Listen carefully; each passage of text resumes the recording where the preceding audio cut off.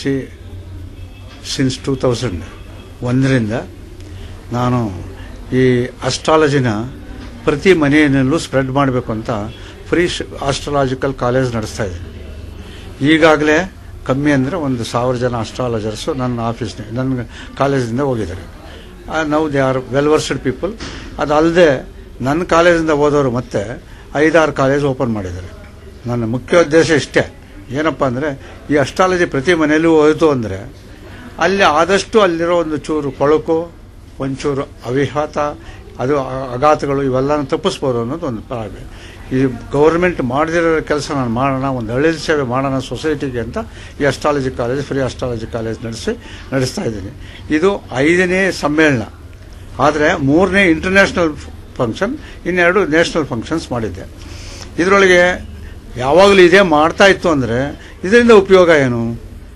ಪೊಳ್ಳು ಜ್ಯೋತಿಷ್ಯರು ಭಾರಿ ಜನ ಇದ್ದಾರೆ. ಅವ್ರ ಬಗ್ಗೆ ಇವ್ರನ್ನ ಹೆಂಗೆ ಎರಾಡಿಕೇಟ್ ಮಾಡೋದು, ಹೆಂಗೆ ಇವ್ರನಿಂದ ತಪ್ಪಿಸ್ಕೊಳೋದು ಅಂತ ನಾನೇನು ಮಾಡಿದೆ, 2005ನಿಂದ ಸತತವಾಗಿ ಗೌರ್ಮೆಂಟ್ ಬಾಗಲ್ ತಡ್ತಾ ಇದ್ದೆ. ನಮಗೆ ಸಪರೇಟಾಗಿ ಒಂದು ಯೂನಿವರ್ಸಿಟಿ ಕೊಡಿ, ಈ ಸಬ್ಜೆಕ್ಟ್ ಒಂದು ಯೂನಿವರ್ಸಿಟಿ ಕೊಟ್ಟರೆ ಈ ಪೊಳ್ಳು ಜ್ಯೋತಿಷ್ಯರು ಒಂದೇ ಅಲ್ಲ, ಈ ಸಬ್ಜೆಕ್ಟ್ನ ಸ್ಕೂಲ್ಸು ಕಾಲೇಜಸ್ನಲ್ಲಿ ಎಲ್ಲಾನು ಇಂಟ್ರೊಡ್ಯೂಸ್ ಮಾಡಿದಾಗ ನಿಯರ್ಲಿ ಒಂದು 20,000 ಪೀಪಲ್ ಅಂದರೆ ಅಸ್ಟ್ರಾಲಜಿ ಕಲ್ತವ್ರಿಗೆ ಅವರ ಕ್ಲಾಸ್ಗಳಿಗೆ ಹೋಗಿ ಟೀಚ್ ಮಾಡೋದು, ಅದರಿಂದ ಆ 20,000 ಫ್ಯಾಮಿಲೀಸ್ಗೆ ನಾನೇನೋ ಒಂದು ಸ್ವಲ್ಪ ಹಳ್ಳಿ ಸೇವೆ ಮಾಡ್ಬೋದು ಅನ್ನೋ ಉದ್ದೇಶದ ಮೇಲೆ ನಾನು ಈ ಕಾನ್ಫರೆನ್ಸ್ಗಳು ನಡೆಸ್ತಾ ಇದ್ದೆ.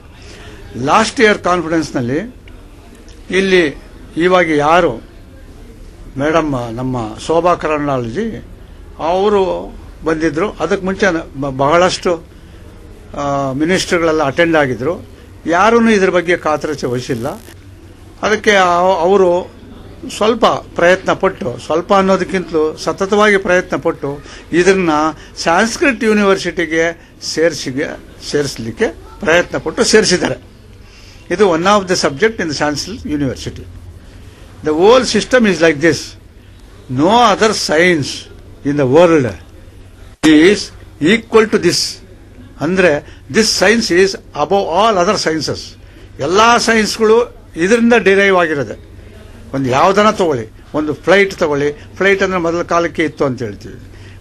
ಇವಾಗ ಮೂನ್ನಿಂದ ಎರ್ತ್ಗೆ ಡಿಸ್ಟೆನ್ಸ್ ಎಷ್ಟಪ್ಪ ಅಂದರೆ ಮೊದಲೇ ಹೇಳಿದ್ದೀವಿ ನಾವು. ಅದನ್ನು ಡಿಸ್ಟೆನ್ಸ್ನ ವೆರಿಫೈ ಮಾಡೋದಕ್ಕೋಸ್ಕರ they are spending crores and crores of rupees. ಮೂನ್ನಲ್ಲಿ ವಾಟರ್ ಇದೆ ಅಂತ ಹೇಳಿದ್ವಿ, ಅದನ್ನು ಮೊದಲೇ ನಡೆದ್ರು. 2 ಸಲ ಹೋಗಿ ಬಂದಾಗ ಇಲ್ಲ ಅಂದರು. ಆಮೇಲೆ ಇವಾಗ they are agreeing it, water ಇದೆ, ಡೆಫಿನೆಟ್ ಆಗಿ ಇದೆ ಅಂತ ಅಗ್ರಿ ಮಾಡ್ತಾ ಇದ್ದಾರೆ. This subject is such. ಒಬ್ಬರದ್ದು ಯಾರಾನ date of birth, place of birth, time of birth ಕೊಟ್ಟರೆ ಅವ್ರ ಓಲ್ ಲೈಫ್ ಹಿಸ್ಟ್ರಿ ನಾವು ಹೇಳ್ಬಲ್ಲೆ. ಲೈಫ್ ಹಿಸ್ಟ್ರಿ ಹೆಂಗೆ, ಹಿಂದೆ ನಡೆದಿದ್ದು, ಮುಂದೆ ನಡೆಯೋದು, ಹೇಗಾಗ್ತೀರಾ ನೀವು, ಏನಾಗ್ತೀರಾ ನೀವು ಅನ್ನೋದನ್ನು ಹೇಳ್ಬೋದು. ಅದರಿಂದ ಬೇರೆ ಅದರ್ ಸೈನ್ಸಸ್ನಲ್ಲಿ ಈ ಥರ ವಿಶದವಾಗಿ ಈ ಒಂದು ವ್ಯಕ್ತಿ ಬಗ್ಗೆ ಹೇಳೋದಕ್ಕೆ ಸಾಧ್ಯನೇ ಇಲ್ಲ. ಅದಕ್ಕೆ ನಾನೇನು ಮಾಡಿದೆ, ನಾನು ಪ್ರೀ ಮೆಡಿಕಲ್ ಕಾಲೇಜ್ನಲ್ಲಿ ಓದ್ತಾ ಇದ್ದೆ, ಗುಲ್ಬರ್ಗ ಮೆಡಿಕಲ್ ಕಾಲೇಜಲ್ಲಿ. ಅಲ್ಲಿ ನಮ್ಮ ಕಾರಣಾಂತರದಿಂದ ಸ್ವಲ್ಪ ಡಿಸ್ಕಂಟಿನ್ಯೂ ಮಾಡಬೇಕಾಗಿ ಬಂತು. ಪ್ರೀ ಫೈನಲಲ್ಲಿ ಡಿಸ್ಕನ್ಸಿನ್ಯೂ ಮಾಡಿಬಿಟ್ಟೆ. ಅದಕ್ಕೋಸ್ಕರಾಗಿ ಅಲ್ಲಿ ನಾನು ಸೇವೆ ಮಾಡಲಿಕ್ಕೆ ಆಗಲಿಲ್ಲ. ಇಲ್ಲನೇ ಈ ಮೂಲಕ ನಾನು ಸೇವೆ ಮಾಡಬೇಕು ಅಂತ ನಾನು ಪಣ ತೊಟ್ಟು ದುಡ್ದಿದ್ದೀನಿ. ಇವಾಗ ನಾನು ಮಾಡ್ತಾ ಇರೋ ಆಸ್ಟ್ರಾಲಜಿಕಲ್ ಕಾನ್ಫರೆನ್ಸ್ ಏನಪ್ಪ ಅಂದರೆ, ಇಲ್ಲಿ ವಾಸ್ತುನೂ ಇದೆ, ಪಾಮಿಸ್ಟ್ರಿ ಇದೆ, ನ್ಯೂಮರಾಲಜಿ ಇದೆ ಮತ್ತು ಆಸ್ಟ್ರಾಲಜಿ ಇದೆ. ಆಸ್ಟ್ರಾಲಜಿ ಒಬ್ಬರು ಪ್ಲಾನೆಟರಿ ಪೊಸಿಷನ್ ನೋಡಿದ ತಕ್ಷಣ ಇವನಿಗೆ ಇಂಥ ಡಿಸೀಸೇ ಬರುತ್ತೆ, ಈ ಡಿಸೀಸ್ ಇಷ್ಟೇ ಏಜ್ನಲ್ಲಿ ಬರುತ್ತೆ, ಅದಕ್ಕೆ ಆ ಏಜ್ನಲ್ಲಿ ಬರುತ್ತೆ ಅಂತ ಹೇಳೋದು ಕೆಲಸ ಅಲ್ಲದೆ ಇದಕ್ಕೆ ರೆಮಿಡಿಯಲ್ ಮೆಷರ್ಸು ಇವಾಗಲೇ ಹೇಳ್ಬಿಡ್ತೀವಿ ನಾವು. ಇಲ್ಲಿ ಇದಕ್ಕೆ ಹೋದ್ರೆ ಮೆಡಿಕಲ್ಗೆ ಹೋದಾಗ ಏನಾಗುತ್ತೆ, ಅವರು ಬ್ಲಡ್ ಟೆಸ್ಟ್ ಮಾಡು, ಯೂರಿನ್ ಟೆಸ್ಟ್ ಮಾಡು, ಎಲ್ಲ ಟೆಸ್ಟ್ಗಳು ಮಾಡಿ ಬಂದಾಗ ಇದು ಇರ್ಬೋದು ಇದು ಅಂತ ಅವ್ರ ಮೇಲೆ ಎಕ್ಸ್ಪೆರಿಮೆಂಟ್ ಮಾಡೋಕೆ ಹೋಗ್ತಾರೆ. ಅದರಿಂದ ಎಕ್ಸ್ಪೆರಿಮೆಂಟ್ ಮಾಡೋದ್ರಿಂದ ಸೈಡ್ ಎಫೆಕ್ಟ್ಸ್ ಟೂ ಮಚ್ ಇರುತ್ತೆ. ಆ ಟೂ ಮಚ್ ಸೈಡ್ ಎಫೆಕ್ಟ್ಸ್ ಬರೋದು ಬೇಡ. ಪ್ರತಿಯೊಬ್ಬರು ಲವ್ಲಿವುಡ್ ಆಗಿರಬೇಕು. ಪ್ರತಿಯೊಬ್ಬ ಮನುಷ್ಯನು is authorise to live in a systematic planetary ಪೊಸಿಷನ್ನಲ್ಲಿ ಇರಬೇಕು, ನಿವಾಸ ಮಾಡಬೇಕು ಅಂದ್ಬಿಟ್ಟು ನಾನು ಇದು ಒಂದು ಸಬ್ಜೆಕ್ಟನ್ನು ತಗೊಂಡು ಮಾಡ್ತಾ ಇದ್ದೀನಿ. ಇವಾಗ ಬಂದಿರೋ ವಾಸ್ತು ಬಂದಿರೋ ಅಷ್ಟೇ. ವಾಸ್ತು ಹಿಂಗಿದ್ರೆ ಈ ಮನೆಯಲ್ಲಿ ಇಂಥವ್ರಿಗೆ ಇಂಥ ಕಾಯಿಲೆ ಬರುತ್ತೆ ಅಂತ ಹೇಳ್ತಾರೆ. So that is all related to ಇದು ಮೆಡಿಕಲ್ ಸೈನ್ಸ್ಗೆ ರಿಲೇಷನ್ ಮಾಡ್ತಾ ಇದ್ವಿ. ಪಾಮಿಸ್ಟ್ರಿ ನೋಡಿದ ತಕ್ಷಣ ಒಂದೊಂದು ಮೌಂಟ್, ಈ ಮೌಂಟ್ ಹಿಂಗಿದೆ, ಇವನಿಗೆ ಇಂಥ ಡಿಸೀಸ್ ಬರುತ್ತೆ, ಇಂಥ ಡಿಸೀಸ್ ಯಾವಾಗ ಬರುತ್ತೆ, ಇಂಥ ಟೈಮ್ನಲ್ಲಿ ಬರುತ್ತೆ, ಇಂಥ ಇಯರ್ನಲ್ಲಿ ಬರುತ್ತೆ. ಮೇ ಬಿ ಒಂದು 10 ಡೇಸು 15 ಡೇಸು ಈ ಕಡೆ ಆ ಕಡೆ ಆಗಿರ್ಬೋದು. ಹಾಗಾಗಿ ಇದನ್ನು ಮಾಡುವಾಗ ಇದೊಂದು ಸೇವೆ, ಒಂದು ಅಳಿಲ್ ಸೇವೆ ಮಾಡಬೇಕು ಅಂತ ಮಾಡೋದು. ಇವಾಗ ಒಂದು ಯೂನಿವರ್ಸಿಟಿಗೆ ಸೇರಿಸಿದ್ದಾರೆ, ಸಂಸ್ಕೃತ್ ಯೂನಿವರ್ಸಿಟಿಗೆ. ನಿನ್ನೆ ಕೂಡ ಮಿನಿಸ್ಟರ್ ಬಂದಿದ್ರು, ಅಯ್ಯಮ್ಮ ಬಂದ್ಬಿಟ್ಟು ಅವ್ರು ಹೇಳಿದ್ರು, it requires too much status in the society, it has to be included in the regular university ಅಂತ ಹೇಳೋದ್ರು. ಅವರು ದಯ ನಮ್ಮ ಮೇಲೆ ಇದ್ರೆ ಖಂಡಿತ ರೆಗ್ಯುಲರ್ ಯೂನಿವರ್ಸಿಟಿಗೆ ಸೇರಿಸ್ಬೋದು.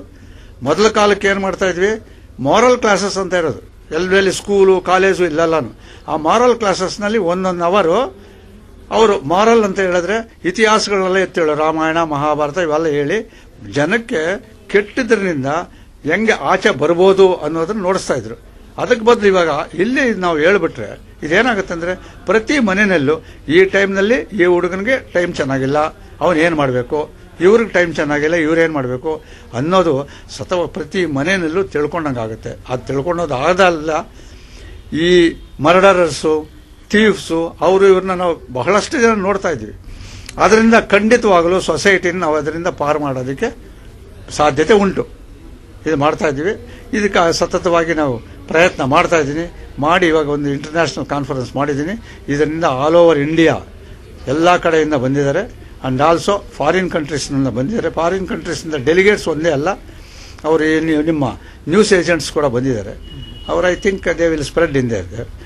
ಇನ್ನೊಂದು ಮುಖ್ಯವಾಗಿ ಹೇಳಬೇಕು ಅಂತಂದರೆ, ನಮ್ಮ ಕರ್ನಾಟಕದಲ್ಲಿ, ಎಸ್ಪೆಷಲಿ ಕರ್ನಾಟಕದಲ್ಲಿ ಇರುವಂಥ ಜ್ಯೋತಿಷ್ಯರ ಸಂಖ್ಯೆ, ಜ್ಯೋತಿಷ್ಯರ ಕ್ವಾಲಿಟಿ, ಅವರ ಕೊಡೋ ಪ್ರಿಡಿಕ್ಷನ್ಸು ಬೇರೆ ಎಲ್ಲಿ ಇಲ್ಲ. ಇಲ್ಲಿಂದ ಹೋಗಿರೋರು ಅಮೆರಿಕಾದಲ್ಲಿ, ಇಂಗ್ಲೆಂಡ್ನಲ್ಲಿ, ಡೆನ್ಮಾರ್ಕ್ನಲ್ಲಿ, ಇದು ಮಲೇಷಿಯಾ, ಸಿಂಗಪೂರ್ಗಳೆಲ್ಲ ಇದ್ದಾರೆ. ಅವರು ಅಲ್ಲಿ ಕೂಡ ಒಳ್ಳೆಯ ಹೆಸರು ಪಡ್ಕೊಂಡಿದ್ದಾರೆ. ಇದಕ್ಕೊಂದು ಇದೇನಂದರೆ, ಇಲ್ಲಿ ಈ ಸಮ್ಮೇಳನ ಮಾಡ್ತಾ ಇರೋವಾಗ ಬರೀ ಕನ್ನಡದಲ್ಲೇ ಮಾತಾಡಬೇಕು ಅನ್ನೋರು ಕೊಂಚ ಭಾವ. ಆ ಕನ್ನಡದಲ್ಲಿ ಮಾತಾಡಬೇಕು ಅಂತ ಯಾರು ಎಂಫೋಸಿಸ್ ಮಾಡ್ತಾ ಇದ್ದಾರೋ ಅವ್ರ ಮಕ್ಕಳು ಮಾತ್ರ ಅವರು ಇದಕ್ಕೆ ಕಳಿಸ್ತಾ ಇದ್ದಾರೆ, ಇಂಗ್ಲೀಷ್ ಕಾಲೇಜ್ಗಳಿಗೆ, ಸ್ಕೂಲ್ಗಳಿಗೆ ಕಳಿಸ್ತಾ ಇದ್ದಾರೆ. ಅದನ್ನ ಮಧ್ಯೆ ನಾನು ವ್ಯಾಖ್ಯಾನ ಮಾಡೋದು ಭಾಳ. ನಮ್ಮ ಕರ್ನಾಟಕದಲ್ಲಿ ಎಂಥ ಸಹೃದಯವಾದ ಜನ ಅಂದರೆ, ಯಾರನ್ನ ಬಂದು ತಮಿಳ್ನಲ್ಲಿ ಮಾತಾಡಿಸಿ ಇವರು ತಮಿಳ್ನಲ್ಲಿ ಆನ್ಸರ್ ಕೊಡ್ತಾರೆ, ಹಿಂದಿನಲ್ಲಿ ಮಾತಾಡಿ ಹಿಂದಿನಲ್ಲಿ ಆನ್ಸರ್ ಕೊಡ್ತಾರೆ, ಇಂಗ್ಲೀಷ್ನಲ್ಲಿ ಕೇಳಿ ಇಂಗ್ಲೀಷ್ನಲ್ಲಿ ಕೊಡ್ತಾರೆ. ಅಂಥ ಒಳ್ಳೆ ಹೃದಯ ಇರುವಂಥ ಕರ್ನಾಟಕದಲ್ಲಿ ಇದನ್ನು ಸ್ಪ್ರೆಡ್ ಮಾಡೋದರಲ್ಲಿ ಯಾವೊಂದು ಸಂದೇಹ ಇಲ್ಲ. ಖಂಡಿತವಾಗೂ ಇದು ಒಂದು ಉನ್ನತ ಮಟ್ಟಕ್ಕೆ ಸೇರುತ್ತೆ ಅಂತ ನನ್ನ ಅಭಿಲಾಷ. ಅದರಿಂದ ನನಗೆ ಇವತ್ತು 75 ವರ್ಷ ಆಗಿದ್ರೂ ಕೂಡ ನಾನು I am running 75th year. Even then ಒಂದು ಪಡ ತೊಟ್ಟು ಇದಕ್ಕೊಂದು ಅಳಿಲ್ ಸೇವೆ ಮಾಡೋಣ ಅಂತ ಹೊರಟಿದ್ದೀನಿ. ವೀಕ್ಷಕರು ಏನಪ್ಪಾ ಅಂದರೆ, ಇದು ಒಂದು ಮಹತ್ತರವಾದ ಸಬ್ಜೆಕ್ಟು. ವೇನಲ್ಲಿ ಆ ಕಾಲೇಜ್ ನಡೆಸ್ತಾ ಇರೋವಂಥ ಅವ್ರ ಹತ್ರ ಹೋಗಿ ಇವರು ಕನ್ಸಲ್ಟ್ ಮಾಡಬೇಕೆ ಹೊರತು, ದಾರಿ ಹೋಗರ ಹತ್ರ ಹೋಗಿ ಕನ್ಸಲ್ಟ್ ಮಾಡಿದಾಗ ಅವರು ದುಡ್ಡಿನ ಆಸೆಗೋಸ್ಕರವಾಗಿ ನಿನ್ಗೆ ಹೆಂಗಾಗ್ಬಿಡ್ತದೆ, ನೀನು ನಾಳೆ ಸೊತ್ತೋಗ್ತೀಯ, ಹಾಗೆ ಹೀಗೆ ಅಂತ ಅನಿವಾರ್ಯವಾಗಿ ಏನೇನೋ ಹೇಳಕ್ಕೆ ಶುರು ಮಾಡ್ತಾರೆ. ದಯವಿಟ್ಟು ಅದನ್ನೆಲ್ಲ ಬಿಟ್ಟು ಇದನ್ನು ಯಾವಾಗ ಯೂನಿವರ್ಸಿಟಿಗೆ ನಾವು ಸೇರಿಸ್ತೀವೋ, ಇನ್ಮೇಲೆ ಏನಾಗುತ್ತೆ, ಯೂನಿವರ್ಸಿಟಿಯಿಂದ ಸರ್ಟಿಫಿಕೇಟ್ ಬರುತ್ತೆ. ಯೂನಿವರ್ಸಿಟಿಯಿಂದ ಸರ್ಟಿಫಿಕೇಟ್ ಬಂದಾಗ ಯಾರು ಯೂನಿವರ್ಸಿಟಿ ಸರ್ಟಿಫಿಕೇಟ್ ಇದ್ರೆ ಅವ್ರ ಹತ್ರಕ್ಕೆ ಜನ ಹೋಗ್ತಾರೆ. ಅಷ್ಟವರೆಗೂ ದಯವಿಟ್ಟು ಒಂದು ಸ್ವಲ್ಪ ಯಾರ್ಯಾರು ಕಾಲೇಜುಗಳು ನಡೆಸ್ತಾ ಇದ್ದಾರೋ ಅಂಥ ವ್ಯಕ್ತಿಗಳ ಹತ್ರ ಹೋಗಿ ಅವ್ರು ಏನಾರ ಕೇಳಿದ್ರೆ, ಸಜೆಷನ್ಸ್ ಕೇಳಿದ್ರೆ ಖಂಡಿತ ಇದು ವರ್ಕೌಟ್ ಆಗುತ್ತೆ. ಡೆಫಿನೆಟ್ ಆಗಿ ಹೇಳಬೇಕು ಅಂದರೆ, 20 ವರ್ಷದ ಮುಂಚೆ ನನ್ನ ಮಗ ಡಾಕ್ಟ್ರು, ನನ್ನ ಸೊಸೆ ಡಾಕ್ಟ್ರು, ಎಲ್ಲರೂ ಡಾಕ್ಟ್ರೆ. ಅವರು ನೀವು ಇಂಥ ವರ್ಷದಲ್ಲಿ ಡಾಕ್ಟರ್ ಆಗ್ತೀರಿ, ಇಂಥ ವರ್ಷದಲ್ಲಿ ಫಾರಿನ್ ಕಂಟ್ರಿಗೆ ಹೋಗಿದ್ದೀರಾ ಅಂತ 20 ವರ್ಷದ ಮುಂಚೆನೇ ಬರೆದಿಟ್ಟಿದ್ದೆ. ನನ್ನ ಮಗನಿಗೆ ಫಸ್ಟ್ ಏನಪ್ಪ ಅಂದರೆ, ಮೆಡಿಕಲ್ ಸೀಟ್ ಸಿಕ್ಕಿಲ್ಲ ಫಸ್ಟ್ ಇದರೊಳಗೆ ಲಿಸ್ಟ್ನಲ್ಲಿ. ಅವನು ಬಂದು ನೀವು ಹೇಳೋದಲ್ಲ ಪೊಳ್ಳು, ಸುಖ ಇಲ್ಲ ಅಂತ ಬೈದ. I stud wait for A minute. ಅವನು ವೆಯ್ಟ್ ಮಾಡಲಿಕ್ಕೆ ಇಷ್ಟ ಇರಲಿಲ್ಲ, ಹೋಗ್ಬಿಟ್ಟು ಇಂಜಿನಿಯರಿಂಗ್ ಕಾಲೇಜ್ನಲ್ಲಿ ಸೇರಿಕೊಂಡ. ಅಗೇನ್ ಸೆಕೆಂಡ್ ಲಿಸ್ಟ್ನಲ್ಲಿ ಅವನ ಹೆಸರು ಬಂತು. ಅವಾಗ ಈ felt too much happy. So now they are the doctors. ಇವತ್ತುವರೆಗೂ ಏನೇನು ನಡೀತಾ ಇದೆ, ಇನ್ನೂ 10 ವರ್ಷದಲ್ಲಿ ಏನೇನು ನಡೀತಾ ಇದೆ ಅಂದರೆ ಬರ್ಕೊಟ್ಟಿದ್ದೀನಿ. Accordingly it is going. I am not telling that I am superior in that, I am great in that ಅಂತಲ್ಲ. The calculation which we are going to do in this, it is perfect. Definitely it works out. And also maybe ನಾವು ಏನಂತೀವಿ ಅಂದರೆ, ಈ ಲ್ಯಾಟಿಟ್ಯೂಡ್ನಲ್ಲಿ ಮಗು ಹುಟ್ಟುತ್ತೋ ಅಂದಾಗ ಆ ಲ್ಯಾಟಿಟ್ಯೂಡ್ನಲ್ಲಿ ಎಷ್ಟು ಮಾತ್ರ ಅದರ ಮೇಲೆ ಎಫೆಕ್ಟ್ ಆಗುತ್ತೆ, ಆ ಲ್ಯಾಟಿಟ್ಯೂಡ್ಗೆ ತಕ್ಕಂಗೆ ನಾವೇನು ಮಾಡ್ತೀವಿ, ಪ್ರಿಡಿಕ್ಷನ್ಸ್ ಕೊಡ್ತೀವಿ, ಅದಾಗುತ್ತೆ. ಇವಾಗ ಒಂದೇ ಕಡೆ ಇಲ್ಲಿ ಒಂದು 20-30 ರೂಮ್ನಲ್ಲಿ 4 ಮಕ್ಕಳು ಹೆರಿಗೆ ಆದಾಗ ಅವ್ರಿಗೆ ಎಫೆಕ್ಟ್ ಆಗೋ ಲ್ಯಾಟಿಟ್ಯೂಡೇ ಬೇರೆ, ಆ ಮಗುಗೆ ಎಫೆಕ್ಟ್ ಆಗೋ ಲ್ಯಾಟಿಟ್ಯೂಡೇ ಬೇರೆ. ಅಂದರೆ ಏನು, ಈ ಸಬ್ಜೆಕ್ಟಲ್ಲಿ ಅಷ್ಟು ಡೀಪ್ಗೆ ಹೋದ್ರೆ ಮಾತ್ರ ನೀವು ಕರೆಕ್ಟಾಗಿ ಪ್ರಿಡಿಕ್ಷನ್ ಕೊಡೋಕ್ಕಾಗುತ್ತೆ. ಸುಮ್ಮನೆ ವೇಗಾಗಿ ಪ್ರಿಡಿಕ್ಷನ್ ಕೊಡೋದು ಸುಖ ಅಲ್ಲ. ಟ್ವಿನ್ಸ್ ಹುಡ್ತಾರೆ, ಒಂದು ಮಗು ಇವಾಗ ಹುಟ್ಟಿದ ತಕ್ಷಣ ಇನ್ನೊಂದು ಮಗು 12 ನಿಮಿಷಕ್ಕೋ 5 ನಿಮಿಷಕ್ಕೋ 7 ನಿಮಿಷಕ್ಕೋ ಹುಟ್ಟುತ್ತೆ. ಅದ್ರ ಕ್ವಾಲಿಟಿನೇ ಡಿಫರೆನ್ಸ್ ಇರುತ್ತೆ, ಇದ್ರ ಕ್ವಾಲಿಟಿನೇ ಡಿಫರೆನ್ಸ್. ಅದು ಅಮ್ಮನ ಹೊಟ್ಟೆಯಿಂದ ಇಬ್ಬರು ಹುಟ್ಟಿದ್ರೂ ಕೂಡ ಕ್ವಾಲಿಟೀಸ್ ಆರ್ ಕ್ವೈಟ್ ಡಿಫರೆನ್ಸ್. ಹಂಗೆ ಇಲ್ಲಿ 1,000 ಜನ ಸೇರಿದ್ದಾರೆ. 35 ಜನ ಲೆಕ್ಚರ್ ಕ್ಲಾಸ್ ಕೊಡ್ತಾ ಇದ್ದಾರೆ. ಪ್ರತಿಯೊಂದು ಸಬ್ಜೆಕ್ಟ್ ಮೇಲೆ ಕೊಡ್ತಾ ಇದ್ದಾರೆ. ಒಂದು ನ್ಯೂಮರಾಲಜಿ, ವಾಸ್ತು, ಜಮ್ಮಾಲಜಿ, ಹಂಗೆ ಪ್ರತಿಯೊಂದು ಸಬ್ಜೆಕ್ಟ್ ಮೇಲೆ ಮಾತಾಡ್ತಾರೆ. ಇವಾಗ ಅವ್ರು ಮಾತಾಡಿ ಆದಮೇಲೆ ಅವ್ರಿಗೂ ನಾವು ಆನರ್ ಮಾಡ್ತೀವಿ. ಇವಾಗ 250 ಜನಕ್ಕೆ ಆನರಿಂಗ್ ಇಟ್ಕೊಂಡಿದ್ದೀವಿ. ಇಲ್ಲಿ ಯಾಕೆ ಆನರ್ ಇಟ್ಕೊಂಡಿದ್ದೀವಿ ಅಂದರೆ ಗೌರ್ಮೆಂಟ್ ಕನ್ಸಿಡರ್ ಮಾಡಿಲ್ಲ ನಮ್ಮನ್ನ. ಅಟ್ಲೀಸ್ಟ್ ನಮಗೆ ನಾವೇ ಕನ್ಸಿಡರ್ ಮಾಡೋಣ. ಇಂಥ ವೇದಿಕೆ ಮೇಲೆ ಅವ್ರಿಗೆ ಆನರ್ ಮಾಡಿದಾಗ ಅವ್ರಿಗೆ ಒಂಥರ ಹರ್ಷವತ್ತು ಬರುತ್ತೆ. ಅವ್ರ ಮುಂದೆ ಈ ಸಬ್ಜೆಕ್ಟ್ ಮೇಲೆ ಪ್ರೀತಿ ಬಂದು ಮುಂದಕ್ಕೆ ಹೋಗ್ತಾರೆ. ವಿವಿಧ ಮೇಲೆ ಇಡೀ ದೇಶದಲ್ಲಿ ಎಲ್ಲೆಲ್ಲಿದ್ದಾರೆ ಒಳ್ಳೊಳ್ಳೆ ವ್ಯಕ್ತಿಗಳನ್ನೆಲ್ಲ ಕರೆಸಿ ಇವಾಗ ಅಷ್ಟು ಜನಕ್ಕೆ ಆನರ್ ಮಾಡ್ತಾರೆ. So beautiful subject this is.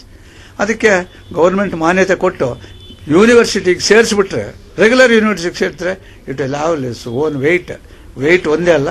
ನಾವು ಆದಷ್ಟು ಕೊಳಕನ್ನು ತೊಳಿಬೋದು, ನಾವು ಕೊಳಕನ್ನು ತೊಳೆಯೋ ಪರಕೆಗಳಾಗ್ಬೋದು ಅನ್ನೋ ಒಂದು ಅಭಿಪ್ರಾಯ ನಮಗಿದೆ ಸರ್.